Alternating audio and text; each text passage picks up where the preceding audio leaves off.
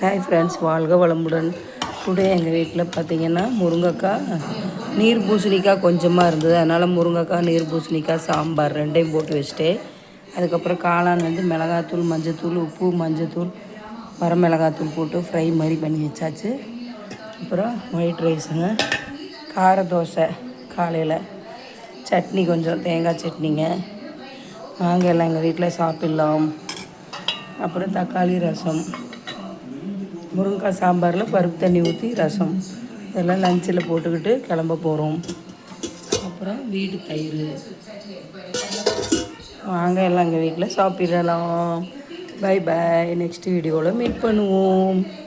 நாங்கள் டிஃபன் கட்டிக்கிட்டு கிளம்ப போகிறோம். சுட சுட சாதம். Thank you friends. நெக்ஸ்ட் வீடியோவில் மீட் பண்ணுவோம். பாய்ங்க.